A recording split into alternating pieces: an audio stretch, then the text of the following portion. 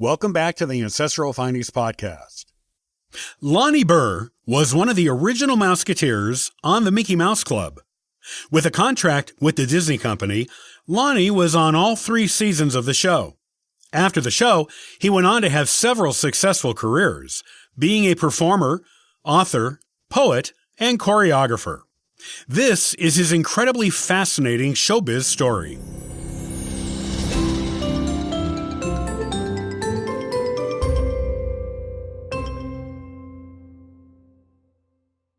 Lonnie Burr was born on May 31st, 1944, in Dayton, Kentucky, and would one day become one of the original Mouseketeers, starting on the show in the first season.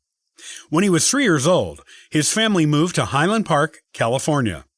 Lonnie attended the Hollywood Professional School from 1st through 12th grades, even while he was working as a child actor.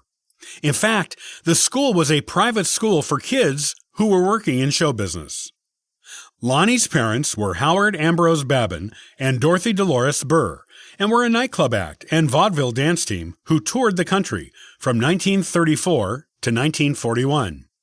Their act was called Dot and Dash. Through his parents, Lonnie is of Danish, French, German, and Scotch-Irish descent. Lonnie took dancing lessons beginning at age 4 with a legendary tap teacher named Willie Coven. As he had an aptitude for it, he was soon performing for live audiences and local TV in Pasadena, California. In addition to dancing, he also sang and did impressions of people. When he was 6 years old, he was already working on national TV, movie, radio, theater, and commercial projects. Unlike some of the other Mouseketeers, Lonnie had a pretty robust resume by the time he got on the show. He even had a recurring TV role in 1950 and 1951 on a show called The Ruggles, and made appearances on numerous other TV shows before Disney called him, including 10 episodes of the Colgate Comedy Hour. After being in numerous projects on TV, in the movies, on the radio, in the theater, and on TV commercials, Lonnie was signed to a 7-year contract with Walt Disney Studios in 1955, becoming one of 24 original Mouseketeers who were hired for the first season of the show. This was a huge honor, as thousands of kids had auditioned for the show.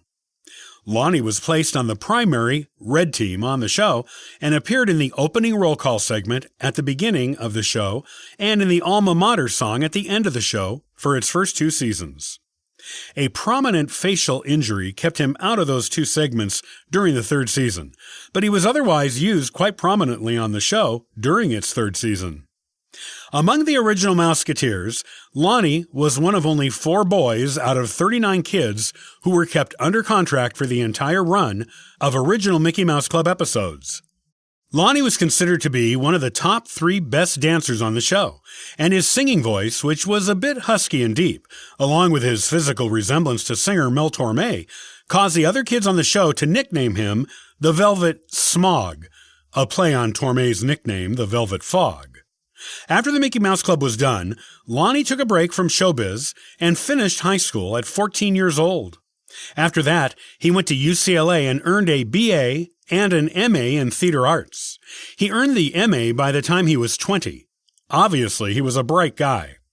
After obtaining his MA, he went on to obtain a PhD in English literature a few years later. Lonnie went back to acting after obtaining his PhD, performing in plays, movies, TV shows, TV commercials, industrial films, nightclub acts, and other types of live performances. He made the transition from child star to adult star pretty seamlessly, as compared to the difficulty that many other child stars have had making the same transition.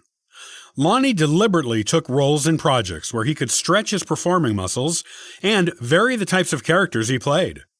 Lonnie did this so well that a columnist for The Hollywood Reporter in the 1980s called him a master of disguises. Lonnie had had more than 45 live theater roles and more than 67 appearances in guest roles on TV shows, including a few recurring guest roles. He had also appeared in soap operas like General Hospital and Another World. He had appeared as a guest on more than 100 national and local TV shows, promoting all sorts of his projects, including Disney reunion projects, his plays, his poetry, his literary criticism, and his own books. In addition to being a performer, Lonnie is a writer. He has written a memoir called The Accidental Mouseketeer. Another book he wrote is called Two for the Show, Great 20th Century Comedy Teams. He has published 2 collections of poetry. There are 48 of his poems that have appeared in literary journals and newspapers, and he has been awarded 11 poetry awards. He has also written 4 plays and a musical play called Fantasies.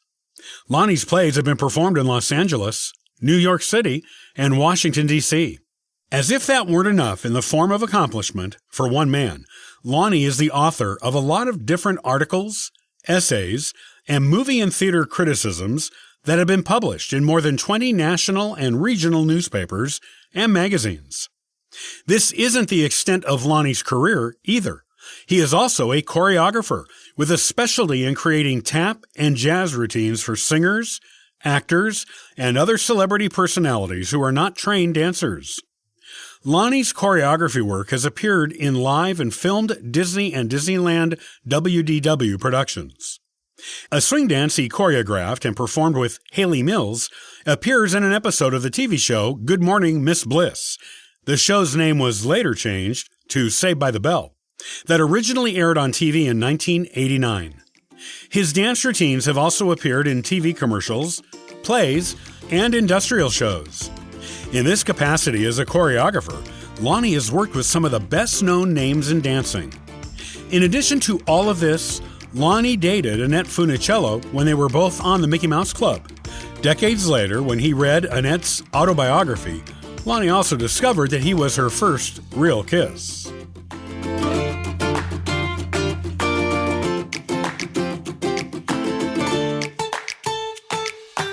Many thanks for listening and following the Ancestral Findings podcast.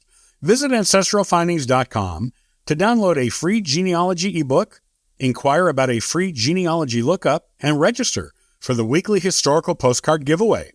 And thank you to everyone who contributes via Patreon. It helps keep this car on the road, this kite in the air, and this ship on course. I hope you have a wonderful day and happy searching.